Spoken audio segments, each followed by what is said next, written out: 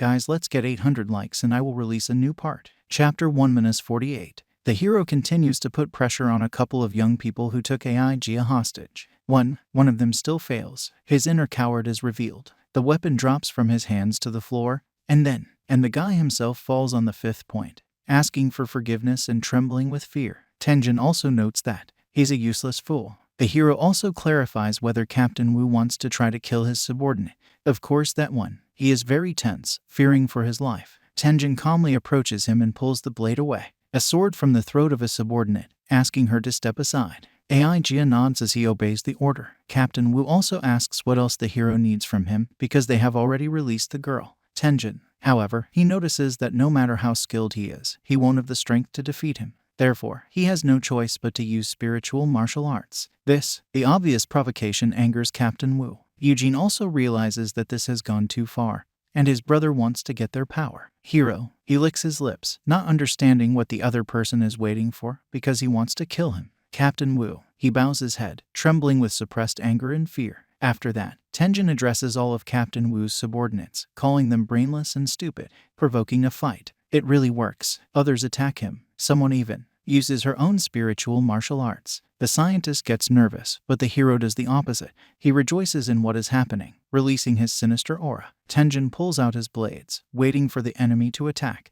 Weapons are covered with a dense layer of dark fire. The soldiers would have died if it hadn't been for me, who arrived at the bar just in time for the meeting. Conflict resolution. Captain Wu immediately falls to his knees in front of the girl, telling her that General Tang killed a few of their people just because of small problems. Eugene chimes in, stating that Captain Wu is very good at lying, because in fact, they were the ones who accused General Tang.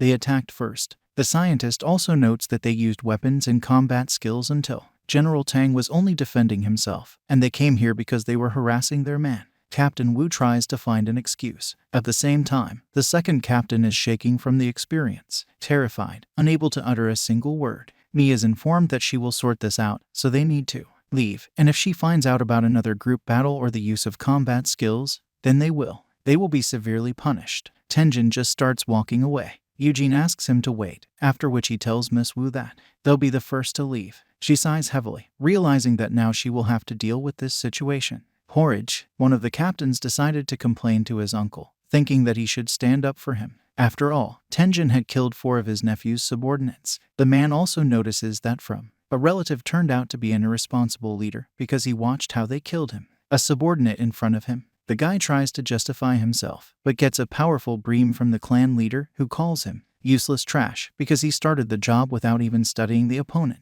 Thereafter, the man makes it clear to the relative that the position of general is approved by the king, and if Tenjin got to his position through connections, then this means that the officials were stupid to choose it. It sounds like an insult to the king. The guy admits that he was wrong, but he did not want to speak badly about the officials. The clan leader is the same. He notices that Tenjin is very cunning, and even that day he was very eloquent because he started blame him but put all the blame on his subordinate. The young captain thinks that this time, Tenjin decided to let him go. The man explains that the hero actually set a trap for them, because if he continued dealing with this murder case, he would definitely kill the captain. It turns out that he can't. Nothing to do with it or save the guy, because he can also be judged by defending a relative. The captain gets angry, claiming that he will call his brothers and they will finish him off. Chapter. Klana orders the guy to shut up, because he just finished talking about it, and he doesn't say anything. Continues. The man reminds that the captain belongs to the Liang family, and if this case comes up,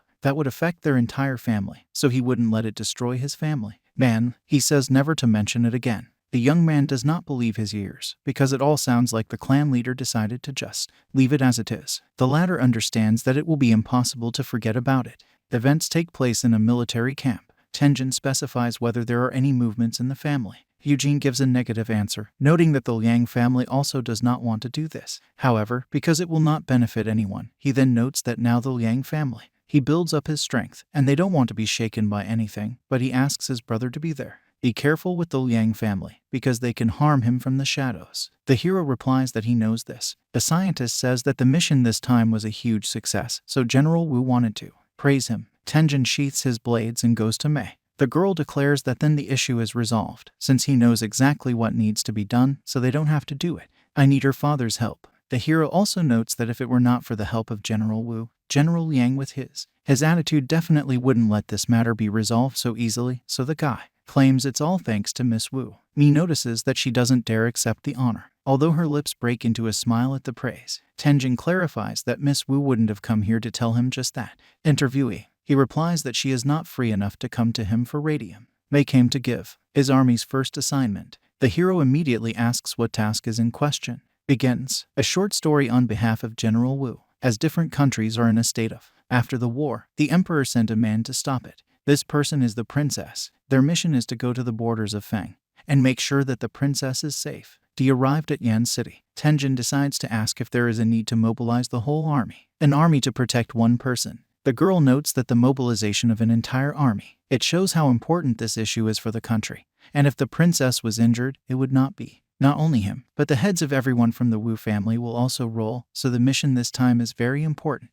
The hero understands that he has been assigned a very important task. He doesn't even know what his name is. To support. When she's gone, he wonders what his position will be if he doesn't have her. They'll give you a promotion. Eugene assumes that Brother Tan will be able to manage when promoted. 2 or 3 armies. Tenjin notices that then he is not interested in it. Guy. He opens the doors, asking his subordinates if they are ready. After receiving a positive response, he orders everyone to set out. Looking at the map, Eugene realizes that they are going to Biguan, which is located not far from Feng Shui borders. After hearing this, the hero decides to ask how much his brother knows about Biguan. The scientist has just a general idea. Biguan is a small rural town located to the north. From the main Feng forces, the city manager is called Yinbu. Then Tenjin wants to know how much. It will take some time to reach Biguan. Eugene explains that they will have to pass through the city, Wan, Jian City and Chun City, so the journey to Biguan will take about 7 days. Then the hero asks his deputy to pass the order to everyone that they should speed up the pace. At the same time, in Biguan, the leader of the city, standing on the protective wall, thinks about when he will be able to leave this damned place. Then he sees the army approaching. After that, go to it. A subordinate runs up, saying that the capital has sent people, and that this is the second army of the Wu family, the leader of which is called Tenjin, and their number is 500 units. The man is happy that they are here to accompany the princess. Tenjin meets at the gate with General Yin. The latter welcomes everyone, noting that he has been here for a long time. He had heard of General Tang's name, and now that he saw it, he was convinced that he was definitely very. They are courageous. The hero replies that the man is too polite. Eugene reports that they are. They have arrived to accompany the princess, so he is in a hurry to find out when she will arrive in Biguan. General Yin states that it will take approximately 2 days. Tenjin clings to the word roughly, deciding to clarify. Did the princess in the other capital not send people to inform them? The mayor says that they still have no information. The hero decides to wait 2 days, and then deal with this issue. The interlocutor offers him to go inside, because he has already. I prepared a place to live for him. When Tenjin is alone with his brother and begins to eat, he notices that Yinbu doesn't look like a normal person. Very good. Eugene says that Yinbu is quite unhappy, because without the king's approval, he can't leave here, so he has to guard this place for the whole year, and he's here. It's been 10 years. Tenjin puts the chopsticks on the table, asking his brother to cook more meat and wine so that he can go and find Yinbu to have a drink. The scientist accepts the order. The hero comes to the house of Yinbu. The man is preparing his sword for battle when the guy enters the room. Tenjin puts a jug of wine and a plate of tea on the table, meat, offering a snack and a drink with it. General Yin doesn't understand why he's doing this. The man takes a bite of meat, then is going to drink wine from the thicket, but does not do it, asking if General Tang was checking him out, since they weren't allowed to drink in the camp. The hero pours it out, alcohol to himself, stating that he will drink to it first. Tenjin drinks the thicket, after which the interlocutor repeats after him, who, having emptied the container, he claims that this wine is really good, even though he hasn't drunk wine in 3 years. The hero is the same, decides that this time they will drink themselves to death. After drinking 2 bottles, General Yin reveals that he envies the fact that a drinking buddy works and, well, he hadn't been home in years. Tenjin doesn't understand why not send request to the king. Yinbu explains that he sends almost every month, but there is always no response. The man admits that at times he would like another country to attack, because then he would have been killed. He was relieved of his position, but he would still be worried about his own people. Pouring another bowl. However, Tenjin noticed that he is a really good general, so he offers to drink it down. their sorrows. The interlocutor understands that this is very well said. In the morning, everyone is roused to their feet, announcing that the country's army has been spotted moving through the city, in the direction of the city, so all units need to prepare for defense. Bunyan sees that this army has the king's flag in the center, so it's probably the army defending the princess. A horseman comes forward from the army. He loudly announces his name and the purpose of the visit. This is General Liu Gan from the land of Mo. He is accompanying the princess here, so he asks their general to come out to them for a conversation. Tenjin says that he will go out and meet the princess himself, and General Yin should stay ready. The latter takes note of this, asking the guy below to wait a bit. He clicks nervously at this, but he has nothing to do. The gate opens, after which the hero comes out of the city on a horse on the bridge. With it, a small group of subordinates is moving. He decides to find out who is standing in front of him. The hero explains that he is the commander of the second armies of the country of Feng, Tenjin. The interlocutor laughs at this, saying that he is only an army officer leader, so it's obvious that Feng is losing the Ning War badly since they sent a pitiful one. The warlord will accompany the princess. The hero also claims that the army leader enough to keep the princess safe, and if they want to mobilize more, it will show that the Mo country does not want peace. The interlocutor states that this is blatant disrespect to the princess. Tenjin notices that respect for the princess is not expressed through his speech and especially not through its rehearsed lines. After that, it highlights that it can have many free time, but because of it, the hero cannot allow the princess to enter the city. The blonde man grits his teeth, but then gestures an order. Princess escort is moving forward. The cart stops in front of the hero, who blocks its path. Two girls leading her and, dressed in knight's armor, they start a conversation with a dark-haired man. Tenjin decides to find out if it's okay. How does the princess feel when traveling? Security guards claim that the road was closed, tiring, so the princess is resting. The hero also asks to open the cart so that he can open it. Checked it out. The girls think this is a very bold act, because he does not have the right to do this, and this, insulting the princess. Tenjin also explains that he must make sure that there is a real princess, otherwise he wouldn't let them pass. The guard calls the guy very brave, and then draws a sword, demanding that I was leaving immediately. This action surprises the hero's subordinates, and the blonde who spoke before, this one with Tenjin, smiles during it. The archer draws the bowstring, preparing to fire a shot, and the swordsman draws his sword, preparing to start battle. The hero calls them to stop with a hand gesture. He insists on seeing the princess. This angers her, but a voice from the cart asks Xiao Ming to step back, because if that's what he wants, then let him check it out. The princess emphasizes that no one wants to become an enemy of the royal family, so they definitely won't hurt her. Tenjin recognizes this voice. The guard puts her sword back in its scabbard, stating that the guy will regret it. The latter bows his head, saying that he is convinced that the princess in the cart. The hero orders his men to accompany the princess, after which he thanks the blonde for helping to accompany the royal highness. He replies that it's not worth it. The blonde man pulls out his spear, pointing it at the other man. He offers to fight once fate had brought them together here. The hero shakes his head. The guy takes it so that Tenjin was afraid of a fight with him, but he explains that they are from different countries, so if there was an accident, it would affect the relations between their countries, which it could lead to war. The blonde man doesn't understand how some pathetic Chiliarch dares to be so arrogant. He smiles sharply. Subordinates ask the hero to pay attention to the interlocutor. The rider raises the spear over the ground, head first, ready to strike, and not understanding how the other dared twist his words. He wants teach him doom today. And in his mind's eye, no one will believe the pathetic hierarch, and it wouldn't change anything if he killed him. But the blonde's hopes were being dashed before his eyes. Blade. His spear cracks and then breaks before it hits.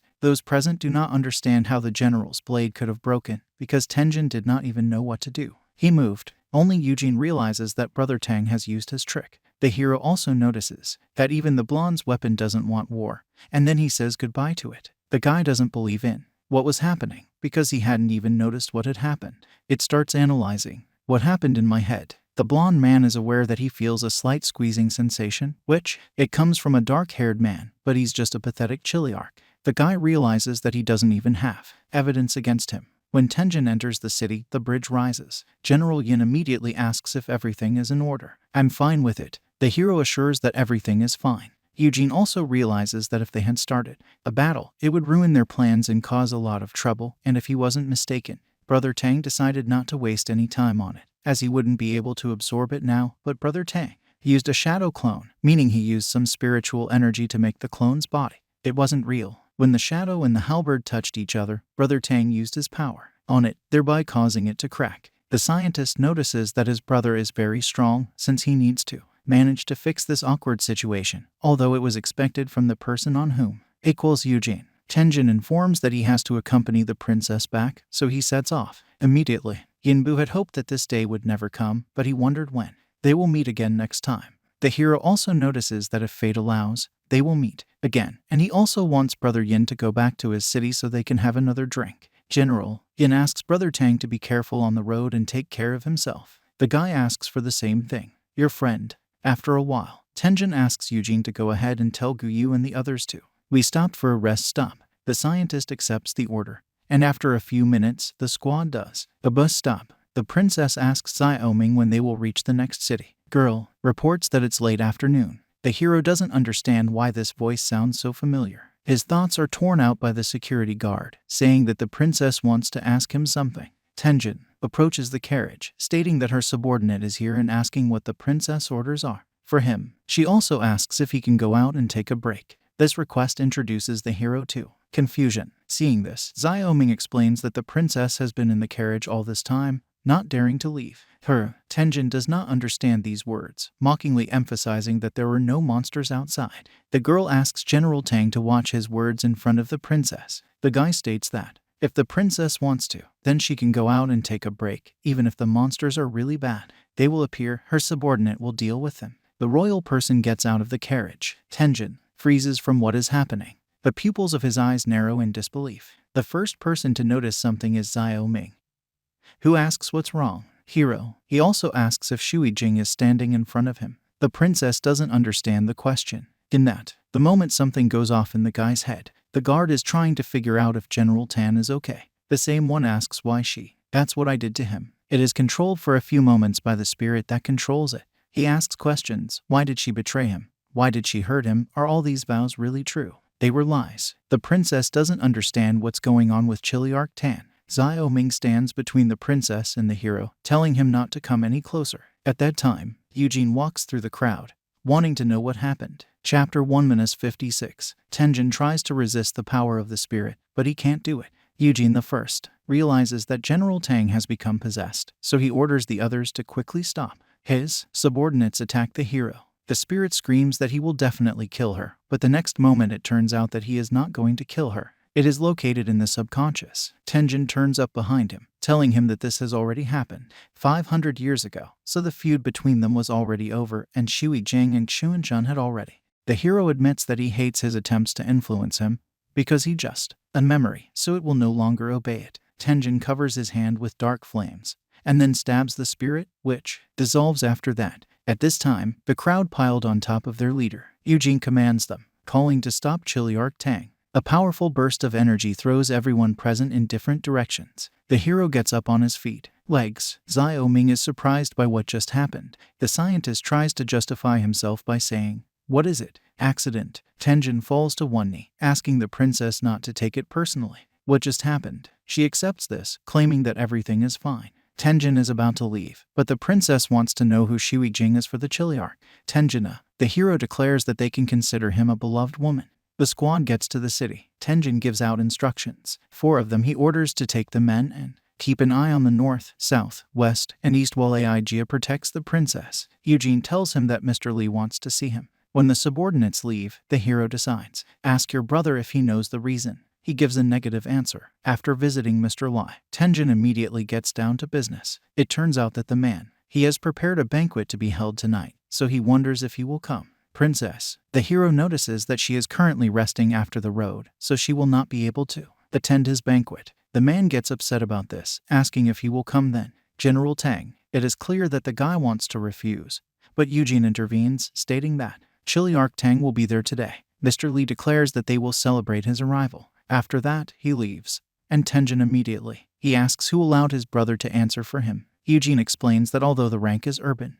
Brother Tang should be present. There's no need to insult him. The hero accepts these words, deciding that it is worth seeing this banquet. Evening comes. Eugene, he waits for his friend at the entrance to his room, noting that it's almost time for the banquet. Tenjin exits from his room in luxurious clothes. The brothers go to a banquet. At the same time, a squad of people The masked man notices that the man named Tenjin is gone. They're going to take advantage of this. For now, Tenjin decides to step aside to take a break from the formal event that is currently taking place. Much to his annoyance, Eugene answers the guests' questions. All questions relate to the princess. What's interesting is what she looks like, how she behaves, and what she looks like when she talks. Scientist. She puts everything on the shelves, telling us that Her Majesty speaks innocently and elegantly. Leads. He behaves politely and intelligently, and communicates courteously. The hero is glad that a friend helps him with this, but at heart, his alarm appeared. He begins to guess what might be causing this. At the same time, a masked man attacks Wen Chenzin. He uses the spiritual, a martial art of quickly and effortlessly removing guards. Xiao Ming orders to protect the princess. Another attacker notices that such garbage is not even worth the effort. Have to. He stretches out a hand covered in spiritual energy, declaring that they will all die. Today, the armored soldiers step back. One of the soldiers flies out of the window. At the same time, the first assassin counts the number of people he has killed. There are already more than 6 of them. He snaps back at his friend, noticing that they are all having fun while he was restraining them all this time using spiritual energy. Jumped out from the window, he replies that all this is nonsense, because he can kill in the next mission. The first one claims it's so easy that it's like slicing vegetables. Here the swordsman attacks one arrogant fool. He approaches him from behind, intending to stick a sword in my back. The second assassin rushes to the aid of a friend. Using energy control, he manages to come to the aid of a colleague in time. A powerful blow, with a knee in the gut, he sends the subordinate Tenjin a dozen meters back. From the guy's mouth, blood starts spurting, and he tries to get up from his knees. The assassin slowly approaches him, noticing that the enemy is still able to move under him. That kind of pressure, so it's pretty good for a commander of 1,000. After that, the killer. He raises his sword over his head, saying that the bad thing is that he is following the wrong leader. The swordsman already has. There is no strength to resist. But the attacker's attack is taken on the block by the hero who is on time. Appeared. The assassin is surprised that a Tenjin can use shadow movement. Tenjin does not stand still, waiting for the enemy to attack. He immediately throws a kick, forcing the opponent to stop him. The assassin must retreat. The attack passes close to the enemy's head, but the hero takes advantage of this by sending a message. The last one to fly. The carcass of a friend knocks down the second attacker. The pressure of spiritual energy decreases. The soldiers feel it, because now they can do a little more. Move. One of the assassins reports that he will no longer be able to restrain them with his energy. He wants to tell the leader about what happened, but Tenjin interrupts him, ordering him to go to the police station. Ai Jai is with her to protect the princess if he can move, and he'll sort it out here. The swordsman accepts the boss's order. At the same time, one of the assassins offers to kill the hero. Together, he is stopped by a friend, demanding to use spiritual pressure again. It turns out that the attacker decided to deal with Tenjin alone, only asking his comrades help him control his spiritual pressure. Masochist sends several waves to the hero. Spiritual energy with a swing of your sword. Tenjin calmly passes through the wave, closing in on the enemy. Their collision is carried around the world. Kill with the clang of weapons touching. The killer slides backward, slowing down the force of the impact. With your feet and a sword stuck in the ground. He admits that he underestimated the hero because he stayed just as agile, so it will let him see his trump card. The attacker uses Win clones, creating multiple doppelgangers. Tenjin has 6 enemies to kill. He realizes that he will have to kill everyone. 6 clones, but his first attack fails to reach its target. This is becoming a problem. After all these clones are just shadows, and he doesn't have time for this, so he decides to take the risk. The hero sticks his blades into the ground, from which dark flames emanate, simply provoking the enemy to attack. The latter perceives this as a sign of the enemy's surrender, so he plunges into them. Tenjin shows his weapon, saying that he doesn't care if he surrenders or not. It scares the guards. The hero also grabs the enemy's weapon, starting to pull it out of his body. It envelops him. Dark flames, and a smile appears on the face, which terrifies even experienced warriors. Kuyu receives a powerful punch to the face, which causes him to fall to one knee. Aijia strongly. She's worried about her friend, even though she's also hurt. The swordsman declares that he will not let the enemy get close to the princess, even if it costs him his life. The girl also notes that the enemy is too strong, and they are no match for him, so they need to stall for time and wait for their brother. Tana. The killer says he's had enough fun with them, so it's time to get it over with. By this, it releases its spiritual power, covering the body with armor. Xiao Ming suggests attacking everyone. Together, they must stop him. The enemy declares that they will not allow them to meet with death. At the same time, outside, Tenjin impales himself on the enemy's sword, gradually approaching him. The opponent thinks that the guy is just impatient to commit suicide. But the next time, for a moment, the hero's hand falls on his face. The hero completely absorbs the arrogant killer with the help of a dark flame. This forces. After that, Tenjin pulls the huge sword of the absorbed enemy out of his body, falling to the ground. The guards rush to his aid, believing that the Chiliarch was severely weakened. In front of the hero, an exact copy of him is formed from black energy. Murderers don't understand how to do this. Manage to create a spiritual warrior from the energy of darkness. The comrade declares that it is only a matter of time. A simple clone, so he confidently goes out to battle with it. The copy's hand is covered in a dark flame, but the opponent emphasizes that he will not be intimidated. A normal clone, but the same clone pierces the upstart's body with his hand.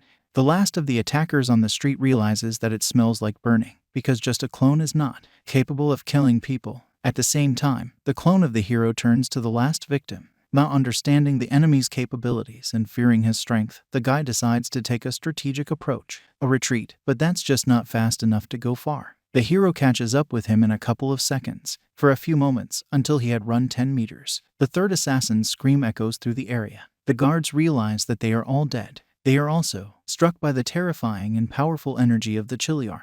At the same time, the original gets up from his knees, merging with the copy. The guard decides to address him. They accept the order, after which it is sent to building. At this time, inside, the princess defenders were defeated. Xiaoming asks the lady to run away, but she doesn't even think about it. The last killer notices that the princess should take care of herself, because there is no one else who could protect her. He raises his weapon over the girl's head, intending to drive it into her body. The attacker freezes for a few moments, admitting that he's a little sorry to kill such a woman. A beauty. In the next second, his body is pierced by the blade of Tenjin, who arrived in time for the attack. Help! His blades are already combined into a scythe, with the help of which he throws the enemy out, away from the princess, after which he apologizes for being late.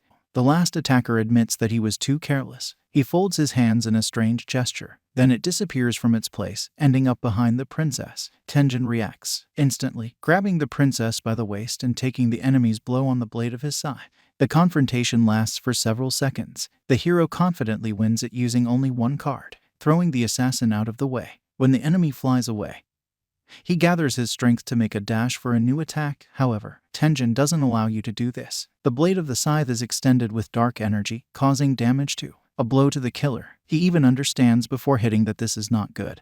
And when the hero's attack overtakes, then his weapons and armor are shattered. He himself falls to his knees, not understanding how simple it is. A Chiliarch can have such powerful spiritual power. He decides that he must leave this place. But no one will let him do it. Tenjin appears in front of him. He swings the scythe above him, then strikes, but stops it when the blade is almost gone. It touched the attacker's face. The hero decides to find out who he is and who sent him here, emphasizing that if he told him, he would let him go. The killer only laughs at this, claiming that Tenjin is just a simple man, a dog, and his days will soon be over. The hero does not hold back, demolishing the head of an obvious provocateur. Several soldiers are running down the stairs. In the corridors, they are met by the corpses of comrades who were ruthlessly killed by the attackers. The archer runs up to the leader with his companions, asking if the princess is all right. Hero. He tells her that everything is fine with her, but he doesn't understand why they came just now. Guy. He bows his head in a respectful bow, asking the Chiliarch not to get angry because they were able to move only after he destroyed the spiritual pressure. The hero also remembers that these four. I wasn't alone. Tenjin gives out orders. He wants Latan and Lai Wai to take Guyu and Ai Jia to the doctor, and Deng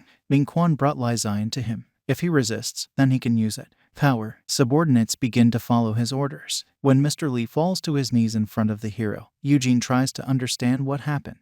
Before, the scientist has heard rumors that the princess was attacked, but it is important for him to know what really happened. Tenjin tells his brother to ask Lai Zion everything. The latter claims that he is. It has nothing to do with this incident. After all, he was just drinking wine in the palace. The suspect emphasizes that Eugene was present there. The hero makes it clear that as soon as he went to the banquet, an assassination attempt was made, so it doesn't seem like an accident. He asks who ordered the suspect to do this, or if he did not do it. There is a culprit. Mr. Li insists to the end that this is just a misunderstanding. The man states that even if he gave him the men to do it, he wouldn't dare kill the princess, and if he did, he wanted to die. He still has a family waiting for him at home. Tenjin claims that he forced him to tell the truth, then remind him that as a city lord, he should be familiar with pain. During the torture, Mr. Lee says that he is not guilty, crying while doing so. Then the guy orders. Eugene points out that this may not be related to Lai Zhang, because he was a city boy, a lord for over 10 years, not to mention timid. In addition, the scientist emphasizes that he had behaved perfectly normally during the banquet, and in this state of affairs, it was unlikely that he would have. He could have been so carefree. The hero notices that the fact is that the enemy was ready, and if Mr. Lai is not involved in this, why did it happen right after he left? Eugene understands that this is a good argument. After that, it dawns on the guy. He suggests that Lai Zion may have simply used it because someone could just ask him to hold a banquet. Tenjin realizes that he doesn't. I thought about it. At this point, the two brothers' conversation is interrupted by Xiao Ming. The girl says that the princess wants to see him. The hero replies that he will approach her now. After that, he turns to Eugene, wanting him to go and interrogate Lai Zion because they don't know what to do. They can just leave this case because someone must be held accountable. The scientist asks, "Don't worry, he already knows what to do." When the brother leaves, the hero starts a conversation with a beaten girl. He's a little surprised that she can move now. The same says that she used spiritual arts to heal herself while she was escorting him. Take the princess home. He thanks the guy for coming then. Tenjin mockingly thanks her for her gratitude. It makes her angry because she doesn't understand. Why shouldn't she have thanked him? In the next instant, Xiao Ming opens the door to the princess's chambers, which is already waiting for the hero. The two security guards in the room are startled by the guy's appearance. The princess also remembers how Tenjin saved her during the killer's attack. She is embarrassed by those memories. The girl decides to ask if Chiliarch Tenjin is injured, because all his clothes are stained with blood. Hero, she lowers her gaze, realizing it's true, and then he thanks her for bothering him, telling him he's fine. Tenjin notices that he should go and freshen up, after which he asks the princess not to worry, considering that there will be no accidents today. The other person stutters in mid-sentence, not knowing how to ask for something important. The guy decides to find out if the princess wants anything. The latter clarifies whether it can stay the night here. This is a little confusing for the hero, but he quickly comes to his senses. Tenjin states that he will immediately go and change his clothes, after which he will protect her. Being outside the door, the girl thanks Chiliarch Tenjin for this, and he notes that he is not here. Nothing special. After that, he takes his leave. After a while, the hero is already at the entrance to the princess's chambers, guarding her. I changed my clothes and washed. He is approached by Eugene, who tells him that they have just met. The interrogation ended, and it turned out that Lai Zion was actually being used. Tenjin decides to find out what his brother means. The same one explains that today's banquet wasn't Li's idea, Zion, and someone asked him to do it. This person is a merchant passing by. Cities of Van. That merchant said he wanted to see the princess, so he paid Lai Zhang for holding a banquet. The scientist thinks they plan to strike there. Eugene notices that he has already sent people to find the merchant's location, but he has already escaped. The hero shares his thoughts. He realizes that the reason for killing the princess is to stop conclusion of a truce between the Ning and Mo countries. This leads him to believe that in the palace there were rats. Tenjin decides to ask his brother if the assassins arrived because of the rat's order. Then, who is this person? Eugene doesn't know the answer because anyone can be a mole. Exclude not even the 4 powerful families from Fang country. The hero thinks for a few seconds. After a few moments, he says that this case is not something they can handle, so all they need to do is take care of it. What you need to do is protect the princess. Tenjin understands that Lai Zion will not be able to escape from responsibility, so what they need to do is get him to the palace. Hero, he tells her that he will protect the princess tonight, and that his brother will help her deal with the others.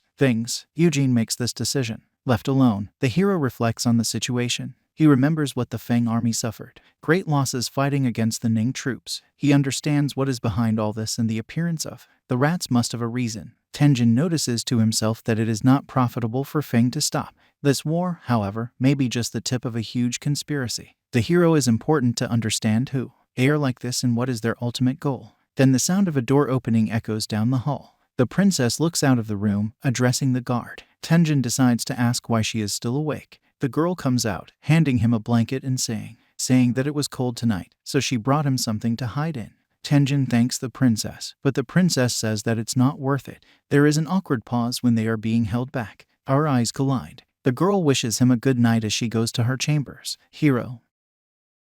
The guy sits down on the floor, covering himself with a blanket, a representative of the fair sex. He leans on the other side of the wall, pressing his fist to his heart. On her face appears a good-natured smile. The night passes quickly. Tenjin wakes up to the sun shining in his eyes. She folds the blanket carefully as she goes about her business. Eugene is already on his feet. He's a little surprised to see his brother. The hero immediately asks what? Did they sleep all last night?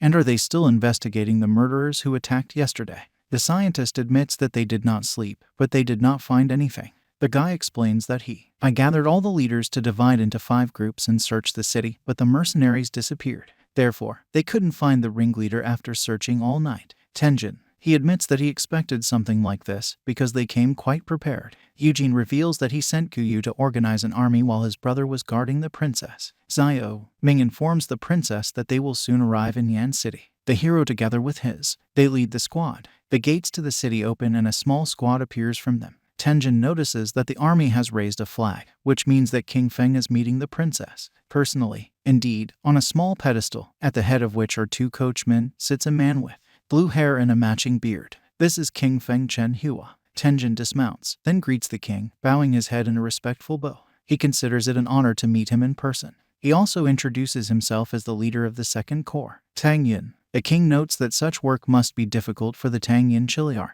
Tenjin, but he says that the king overestimates him because he, as his subordinate, hardly did his job. The man decides to find out if everything is all right with the princess. The hero thanks for His Majesty is concerned, adding that the princess is fine. Realizing that the guy did a good job, the king informs that he will be awarded a large award. Rewards for protecting the princess. He also notices that the task of accompanying the princess, it must have been burdensome, so he and his companions can rest by leaving. Everything else is for them. Tenjin thanks His Highness for this. The king orders his soldiers to form up to greet the princess. Country of origin. Very respectful of the princess, the king not only received everyone, but even arranged a feast in the palace. This shows that he represents the royal family, gathered for the feast. Many people of noble origin from all over the Fen kingdom. This technique is rare. You can even see it in the 4 most influential families in the country of Feng. Meanwhile, Mi is having a conversation with her sister. The latter tells us that although there was one accident, they still got here safely. The girl notes that Tang Yin is quite patient. Mi takes a sip of her tea and reminds me that this is natural, because he is a leader who was personally appointed by her. My sister asks me to stop. Boast. General Wu looks up at the moon. She's mentally glad they made it here. It was safe, but for some reason, she felt a slight sense of unease. The Feng bigwigs meeting begins. The head of Wu suggests raising the Chiliarch to the rank of General Zhengxi and give him the ability to manage 3 armies. He opposes this idea. The head of the Liang family, claiming that Tang Yin is still young and unable to handle this situation. A duty and definitely not suitable for being a Zhengxi general. King. He notices that they can't judge him solely by his age. The head of state declares that I've already made my decision. Chiliarch Tang Yin will be promoted to General Zhengxi because he can't do something else, so Assistant Liang can stop. The head of the Liang family decides to nominate another suggestion that is much better. He recommends changing the name slightly. This, immediately annoying the head of the Wu family. The man with the blue curls keeps talking. This country is in the Tanyuan region from the Pingyuan district is often attacked and harassed by the Morphe gang. In the last time their forces are not there enough to hold off the onslaught of the enemy, causing their country to suffer big losses. The head of Liang proposes to assign the rank of General Zhengxi to Chiliarch Tang Yin, and if they send him to that region, General Tang Yin will definitely be able to stabilize him there. Their position. Chief Wu intervenes, noting that General Tang Yin has a rare talent, and if they will place it there, it is equivalent to burying talent. Chapter Zhang addresses this argument against the interlocutor, clarifying whether Wu Zhang considers his northern region useless or can. The situation in the northern region seems very stable to him. Mei's father is forced to accept defeat in this verbal altercation, which is stopped. A king who understands both of their suggestions, but decides to do exactly what he suggested. Head of Liang, announcing that today he will order the appointment of Tenjin to Pingyuan County, conferring on him the rank of General Zhengxi. A man with blue curls makes excuses to Wu. Zhang is saying that he is not going against him, but simply that he is doing everything possible for the sake of his country. Head Wu states that Assistant Liang's actions make him really admire her. That, however, he notices that the other person is flattering him. The king notices that Tang Yin's position has been determined. However, at the moment, it's already quite late, so he suggests we leave it at that. Meeting. Wu Zhang is not happy with the results of this meeting, unlike the head of Liang. Coming home, head of Wu, seething with anger, because all his efforts invested in Tang Yin have gone to waste. Daughters try it. Come. Mei asks him not to worry, because it may affect his health. Man, he sits down in a chair And while the younger sister gives her father tea, the older sister guesses that the old one is a good girl. The fox had thought of this whole plan to separate his father and Tang Yin.